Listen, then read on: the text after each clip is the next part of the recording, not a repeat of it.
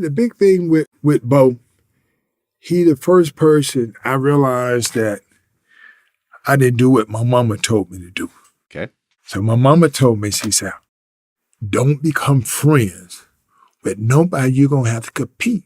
No great champion ever walks into the ring without enemies. And for Evander Holyfield, the man known as the real deal, the path to glory was paved with rivalries that pushed him to his limits. World.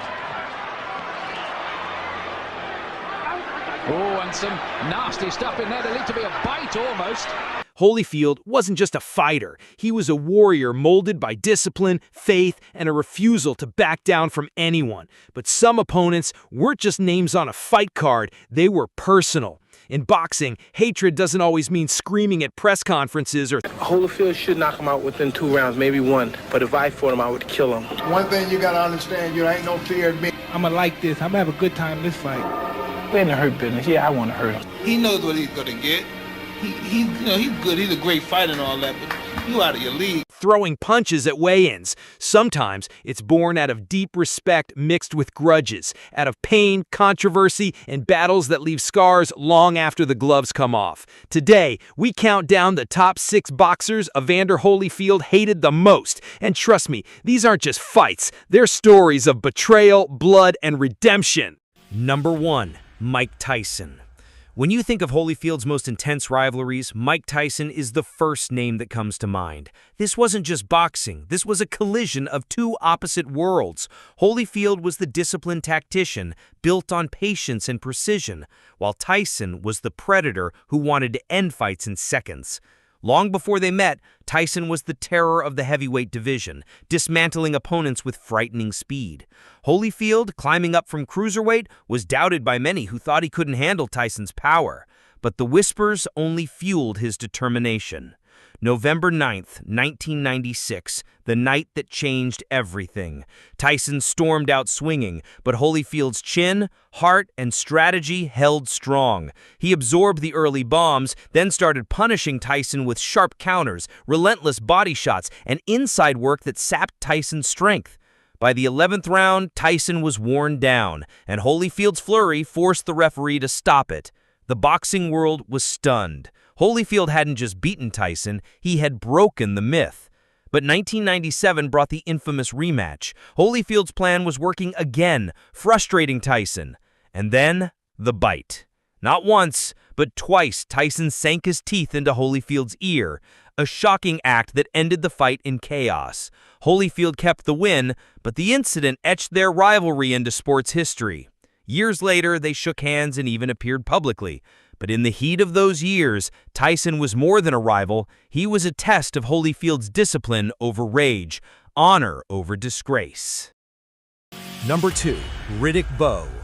If Tyson was Holyfield's most infamous rival, then Riddick Bowe was his most personal.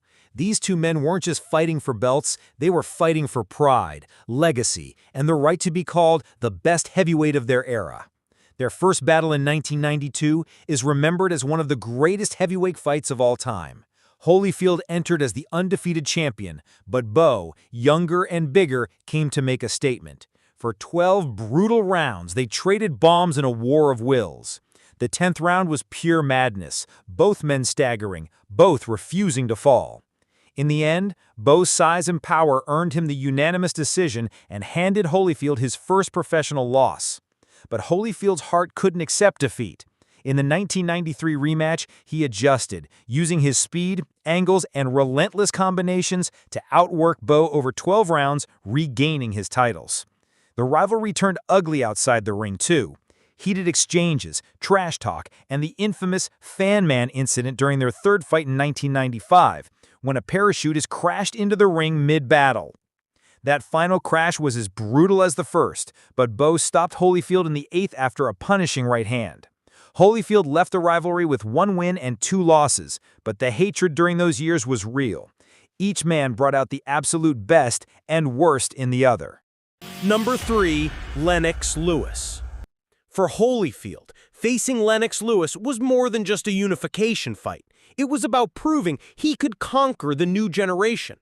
Lewis, the towering British champion, had youth, reach, and a jab sharp enough to cut steel. Holyfield, older and worn from wars, still carried the heart of a lion. Their first meeting in March 1999 was a tactical chess match. From the opening bell, Lewis controlled the distance, peppering Holyfield with jabs and right hands. Many believed Lewis dominated, but the judges shocked the world with a controversial draw. Fans booed, commentators called it a robbery, and Holyfield himself stood defiant, claiming he had done enough. The rematch later that year was different. Lewis fought smarter, faster, and more precise, while Holyfield tried to turn it into a brawl. For 12 rounds, Holyfield pressed forward, but the size and accuracy of Lewis were too much. The unanimous decision went to Lewis, unifying the heavyweight crown. Holyfield never hid his dislike for Lewis's style, calling it cautious, even cowardly at times. But deep down, he knew Lewis was one of the few men who truly outboxed him. The rivalry left no room for fake respect. It was pure competitive fire. Number 4, Michael Moorer. Evander, comes April 22nd, my brother. It's all gonna be business. When hammer and nails hit, it's gonna be a force, brother, and I mean it.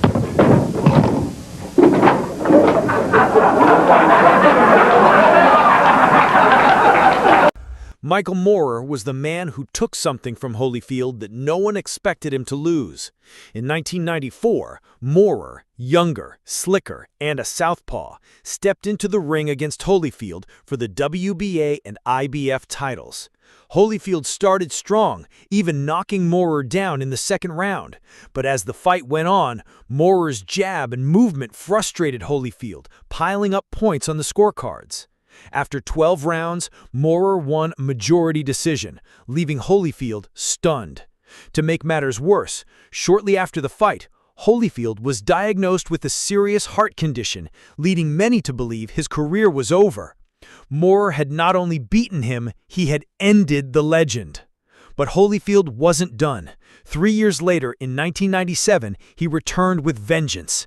This time, he fought smarter, cutting off the ring and unleashing heavy hooks.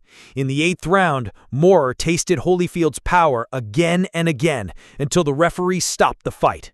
Holyfield reclaimed his belts and his pride.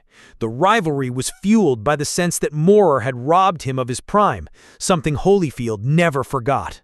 Number 5, John Ruiz.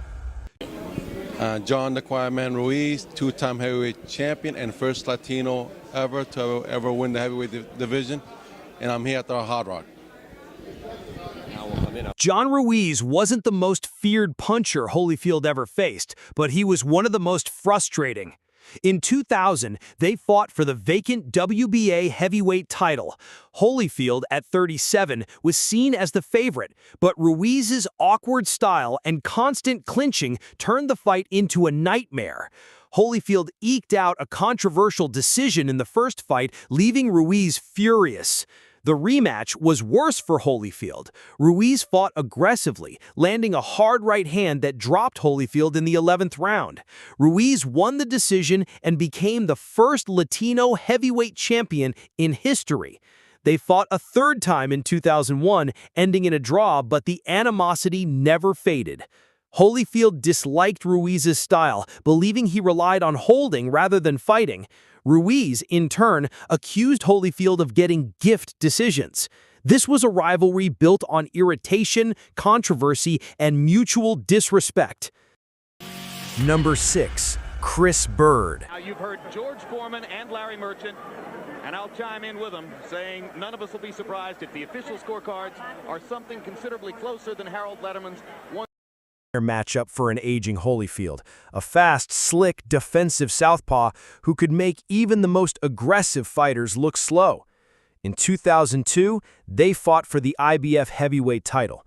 Holyfield tried everything: jabs, overhand rights, body shots, but Bird's footwork and counterpunching made him miss again and again. The frustration was visible. Bird wasn't hurting Holyfield, but he was making him look ordinary. After 12 rounds, Bird took a clear decision, and the defeat marked the beginning of the end for Holyfield's time at the top. Holyfield later admitted he disliked fighting men like Bird, elusive, defensive, and unwilling to stand toe-to-toe.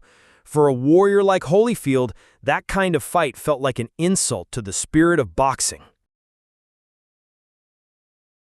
When we look back at Evander Holyfield's journey, it's not just about the belts he carried or the wars he survived inside the ropes. It's about the enemies who shaped him, the rivals who forced him to dig deeper than he thought possible. Mike Tyson brought out his fearlessness. Riddick Bowe tested his pride. Lennox showed him the next generation's dominance. Michael Moore humbled him, only for Holyfield to rise again. John Ruiz frustrated him but taught him perseverance. And Chris Bird reminded him that time spares no fighter. These 6 men weren't just opponents, they were architects of his legacy. Each one carved a scar into his career, but every scar became a badge of honor. Holyfield's greatness wasn't measured by being undefeated.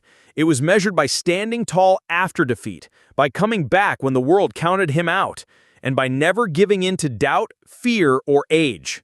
That is why they called him the real deal, because no matter who stood across the ring, Evander Holyfield never backed down.